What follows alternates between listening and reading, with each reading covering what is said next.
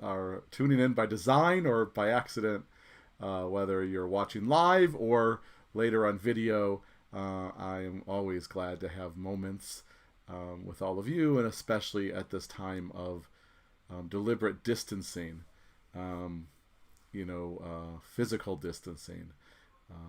The more that we can connect, remember what it means to connect, and to communicate and to exchange ideas and to see faces. Although I can't see yours, but you can see mine, and I can imagine yours.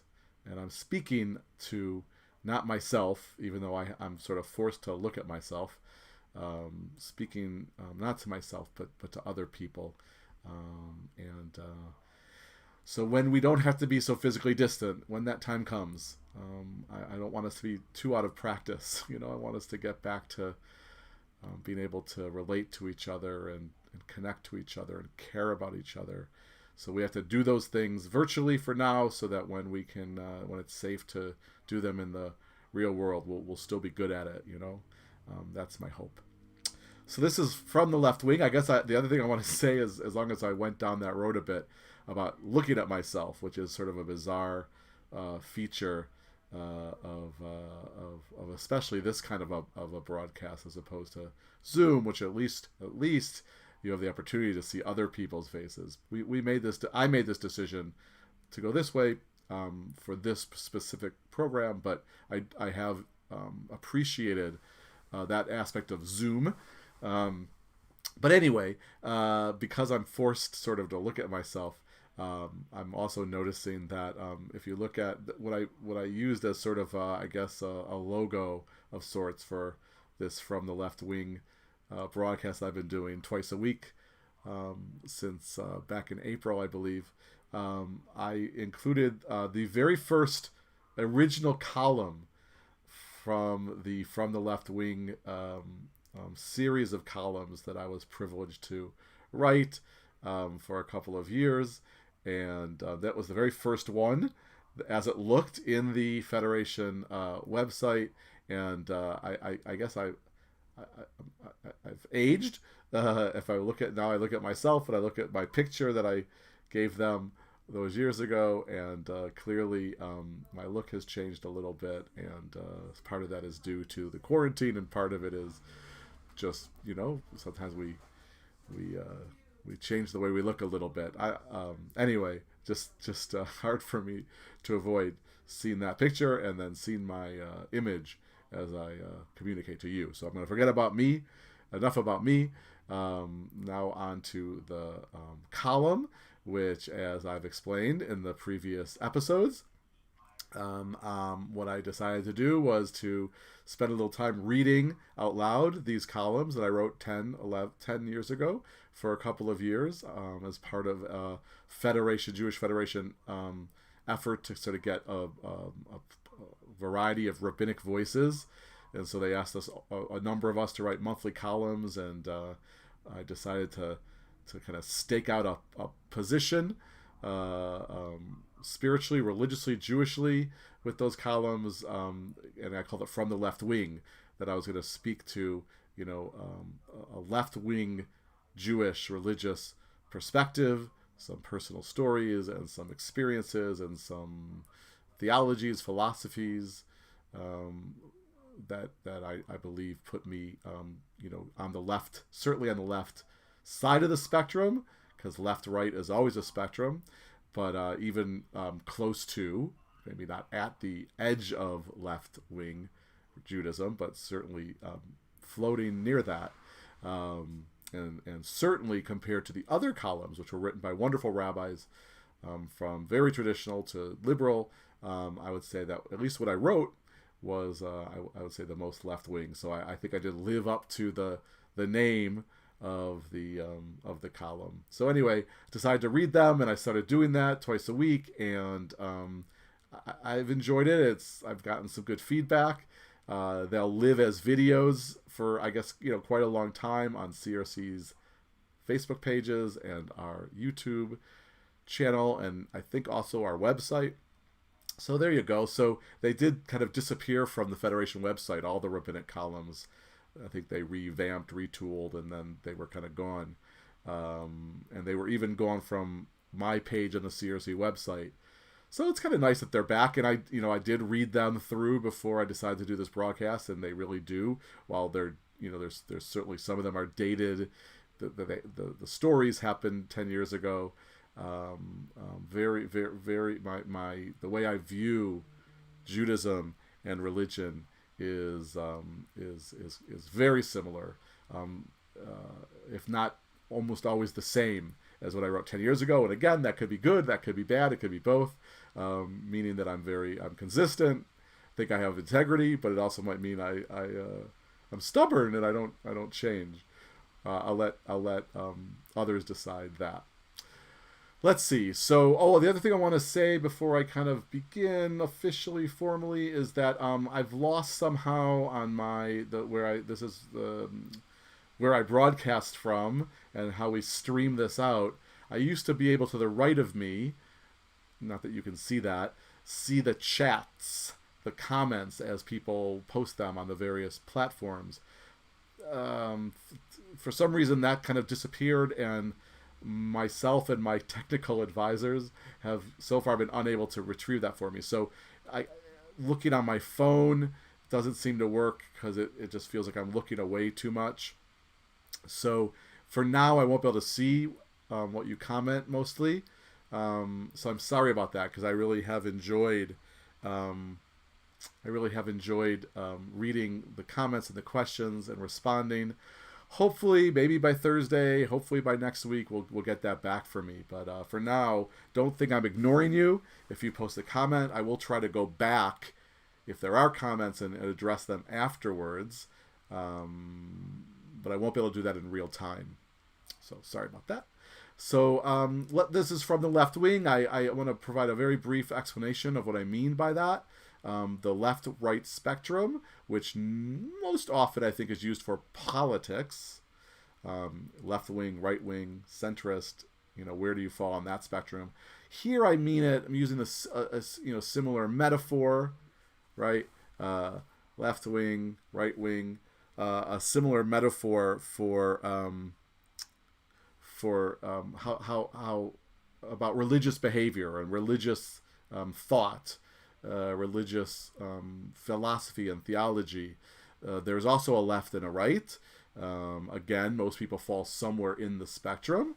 And certainly not only in general religious left and right, but also there is certainly, if you narrow it down to Judaism, there's a left and a right. And so what I mean by left and right in a religious and a Jewish sense, sort of quite simply boils down to, I guess, on the left, there is a greater flexibility when it comes to religious or Jewish, specifically Jewish traditions and religious law, Jewish law.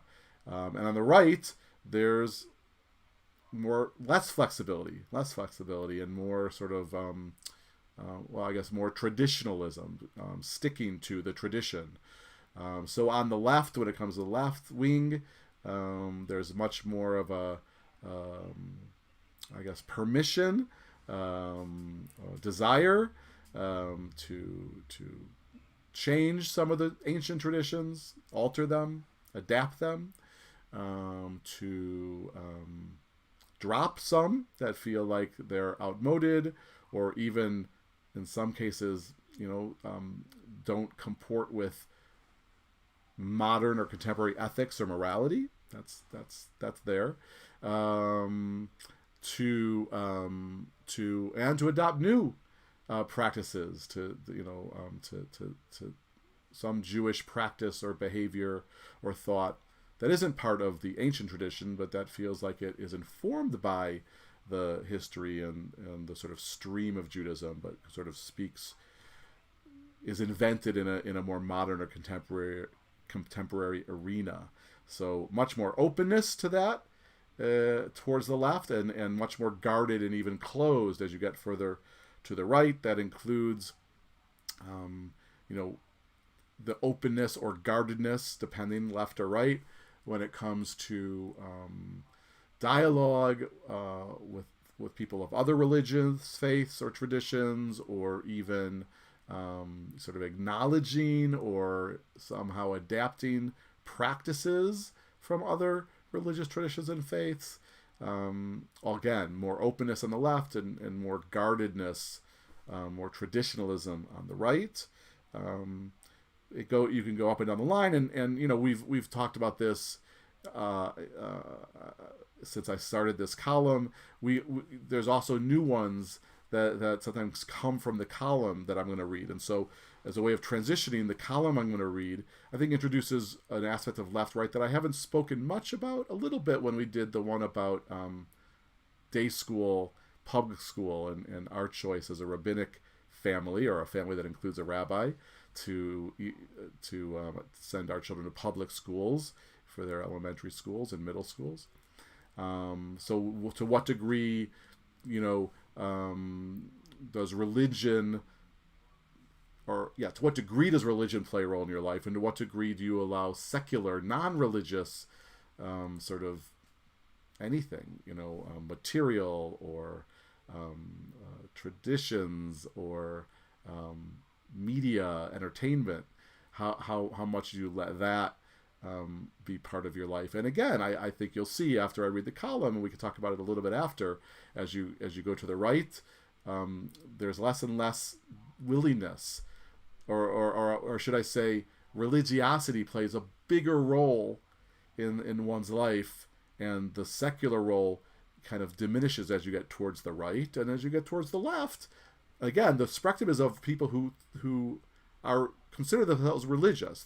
It's not about people who are secular, have no religious concern or belonging or membership. So that's a whole nother kind of world to talk about. But this spectrum is about people who self-identify as religion. But on the left, towards the left, you have more and more and more of the percentage of one's life that is, or less that is, sort of monopolized by religion and religious matters, and more and more room for secular matters. I'm not going to talk percentages when it comes to this. I'm not a math person anyway, but again, further you go on the left, the more, I guess, maybe balanced, or maybe even some would say, on the far left, for a religious person on the far left, that their secular matters maybe dominate. Doesn't mean that to the exclusion of religious matters, but there's a greater degree. So that's kind of where I'm going to go. This is sort of a short and sweet column. This one's only one 8.5 by 11 page. Many of these other ones I've read have been 2 and even 2.5.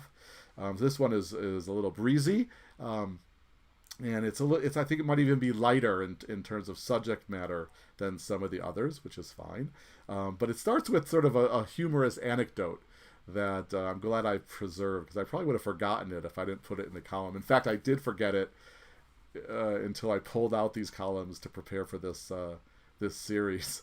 But it was kind of to me it was funny, and it sort of set me off on writing. And I think many of you who know me, who've know me personally and know me as a rabbi, know that this is a topic I speak about often, about my musical tastes. Even teach a class about I guess contemporary rock music that has spiritual messages, even though it's not religious music. So this might have been the earliest time I really thought that through, and it was because of a funny exchange I had with one of my students, one of my sort of teenage students. So I think that's enough not preemptive, but preliminary material. And now I'm going to read it. Oh, by the way, this is another one. I think I've said this before. So I don't have the original. I saved that because that was the first. There on. I can't ever figure out where to put my. Anyway, the Jewish Universalism. That was the first one. So I think I must have made a copy of it and saved it. I'm a scrapbooker, so I kept that one. But the other ones I didn't. So on my original drafts, or not my original drafts, but my originals that I saved on my computer before I sent them to the Federation, some had the titles that were used, and others I left untitled, and maybe either the person I worked with at the Federation titled it, or I titled it after I had sent it in. So this is one I didn't have a title. I don't know what it ran as originally, but I've titled it for our purposes, "This Rabbi Rocks Out," and of course, sort of a little tongue in cheek, and I guess humbly, but that's what it's called. This Rabbi, meaning me, I'll own up to that. This Rabbi rocks out. So here we go. The 7th grade class and I had finished our volunteer project with the Jewish food pantry. Everyone had been picked up, except for one student. There had been a mix-up. This teen's father thought he was supposed to come to the synagogue in the city instead of picking up his child, his student, at the Jewish food pantry agency, which is in the county. I offered on the phone to save Dad the extra trip and drive his student home. At the possibility that he might be driven home by an actual rabbi, this boy exclaimed, "Oh, that means I'll have to listen to Jewish music the whole time." Actually, while Jewish music is important to me, and I own a fair amount of it, the vast majority of my listening time is spent with secular or non-religious music. My taste leans heavily towards contemporary pop, but I like many genres, including rock, folk, reggae, country, blues, and hip-hop. But in one way, my young passenger was correct. I tend to favor music in the above categories, secular, that might be considered anyways spiritual, non-denominational, but uplifting and inspiring. The kind of songs that, through a combination of soaring music and meaningful lyrics, change something inside the listener for the better. My favorite example is U2. While some may mock this rock band's lead singer and songwriter Bono for messianic tendencies, it works for me. Bono not only spends his off time working for biblically mandated causes like debt relief for the poor, he also talks about his craft with the language of spirit. And here's a quote from Bono, one of my favorites. "It's about thousands of voices, saints and the heretics, the poets and the punks, gathered at once in a great unwashed congregation. Rock and roll means just one word: liberation, political, sexual, and spiritual liberation." Lately, I have been spending a lot of time listening to Michael Franti, a biracial singer with energy to burn and a passion for barefoot living. They say he hasn't worn shoes anywhere in 10 years. In front of a sound that merges soul, funk, folk, reggae, and rock, he sings lyrics like these. "Every bit of land is a holy land, and every drop of water is holy water, and every single child is a son or daughter of the one earth mama and the one earth papa." For me, the key is the Havdalah ceremony of Judaism. Multiple candles braided together to make one. This weaving teaches me less about the separation between religious and secular than about how the two concepts are really woven together and intertwined. Just as some melodies that are specifically Jewish fail to inspire, other music written for the radio should fit comfortably into a shul or a church or a mosque. So the 7th grader gets into my car, back to the story, and the sounds of the Counting Crows, a mainstream rock band, comes blaring out of my speakers. I smile, thinking that this hard-driving sound will convince the kid that I'm no stereotypical rabbi listening to my Hava Nagila cassette. He listens to the passionate, sincere music and voices singing songs about regret and redemption, and he remarks, "Oh, so you listen to Christian music?" And that's the column. So I chuckle just thinking about it. It was kind of cute. Most kids are not afraid to get in the car with me. I do drive groups of kids when various teen programs or whatever. But this young man was reticent because of my music. So it was, and all of those quotes are actual quotes. He really did say Christian music at the end after hearing the kind of quotes, which are not Christian music. It's, again, that kind of music I spoke about that is secular, not religious, but has very spiritual messages. So this, I guess, pretty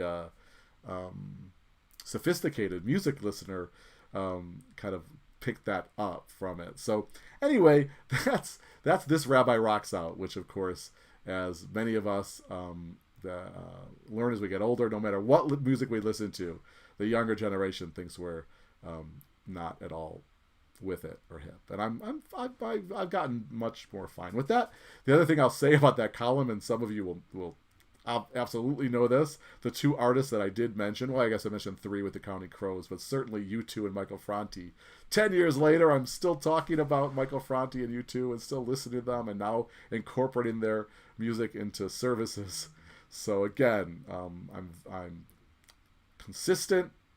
Whether it's to a fault or not, I'll let it's up to whoever wants to determine that. But definitely, it made me smile to read that, to know that very little has changed when it comes to, if I had written this column now, I'd probably use the same examples, maybe even more so. At the time, it sounds like I was new to Michael Franti, and now I've seen him half a dozen times, maybe half a dozen or more in concert, and feel the same way about his upbeat nature. And he's done a lot during the quarantine to kind of put out music and message, while we're going through this crisis. So the other thing I wanted to just highlight again, and I think I kind of said it before, is this secular and religious sort of issue. This notion of how much secular, even the secular that is I tried to point out, even the secular that is sort of has spiritual undertones, but that how much that's non-religious is part of your life, and how much that religious is part of your life has to do with this left-right spectrum. And I think the last column I read, was it the last one, or maybe a couple ago, was the one about my Orthodox relatives who wrote a letter about same-sex gender, and I responded.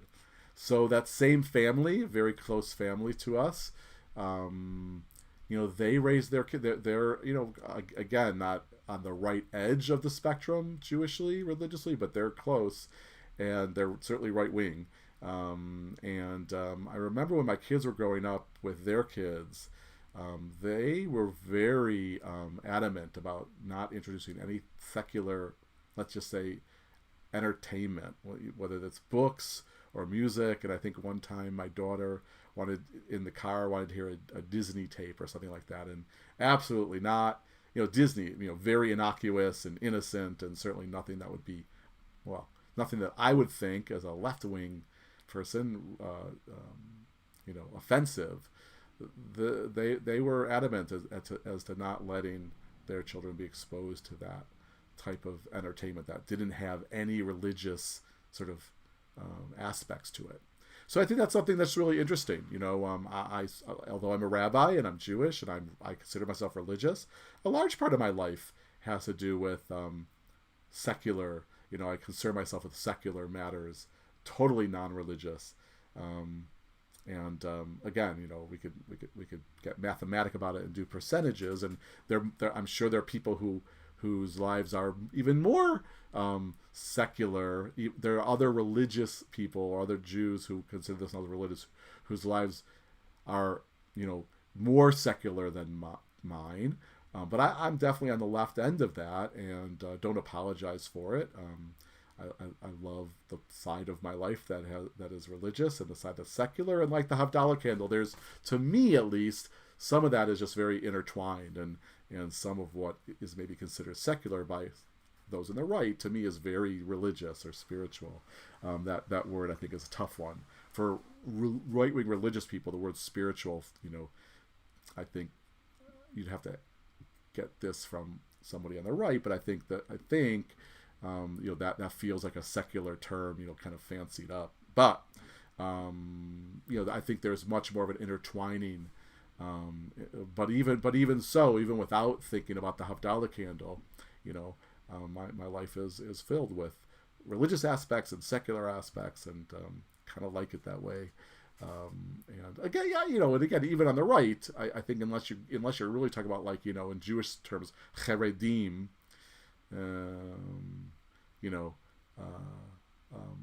everybody's life, I think, almost everybody's life has to have some elements of both.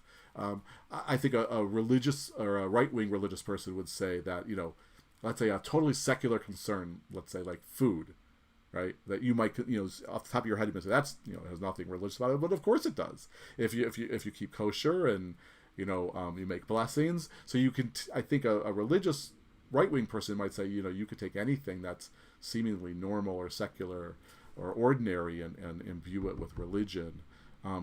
Like I, on my end of the spectrum, might say that you can take things that are supposedly ordinary or secular or non-religious and kind of imbue them with spirit and spirituality. So, wow, that was, we kind of really got into the left-right thing. So I'm glad about that. I'm going to just a few things about left wing and then maybe a few CRC announcements. Let me see if I can pick up some chat on my phone. I won't spend too much time looking, but if anyone has come up with anything, or if anyone's even chatting or watching, let's see what's going on. Sorry about the silence. Oh, there's some comments here. Oh, but, yeah. So unfortunately, I guess I could turn. I'm not going to go there. I think I saw Bobby commented about the Counting Crows. Let's see if I turn the volume down. What happened was I put it on Facebook, and of course I could hear myself. Yeah, so somebody liked my story. Thank you. And Bobby. Oh, so Bobby was. I'm glad you. We got a U2 fan out there. Awesome, Tess. Bobby said something about Counting Crows being Christian music, and again, I hope I was clear. Counting Crows is not Christian music. The kid who was in my car, who was expecting Jewish music, instead got a dose of my rock music. But I think because of I don't know, Counting Crows tends to be very, they sort of, they wear their heart on their sleeves, kind of like U2, and put it all out there, and it's very soaring, like melodic or vocally soaring, and the lyrics are about yearning. And so I think this kid kind of heard it and said, oh, maybe he was joking a little bit, maybe totally serious, but he said, oh no, you don't listen to Jewish music, you listen to Christian music, and actually, when you listen to, if you Christian rock, which I guess kind of like this sort of newer genre of Jewish rock, sort of, kind of copies a little bit from bands like U2 and Counting Crows. So I guess if this kid had any exposure to Christian rock, who knows, maybe he has a Christian parent or friend, the sound of Counting Crows was evocative to him of Christian rock. So there's that. Okay, now next Thursday at noon, I'll be back, and I'll be broadcasting one of my columns that was about tolerance and religious intolerance and religious tolerance. And then the first week of June, I have 2 columns in honor of June and summer, 2 columns that have to do with summertime, one about nature and one about summer camp. And I've been teasing the one about summer camp because I said it was very controversial at the time, provocative even. They were all supposed to be provocative, but this was the one that got the most sort of response back, positive and critical. So that'll be next week. So tolerance, first Tuesday and Thursday of June, nature or being outdoors.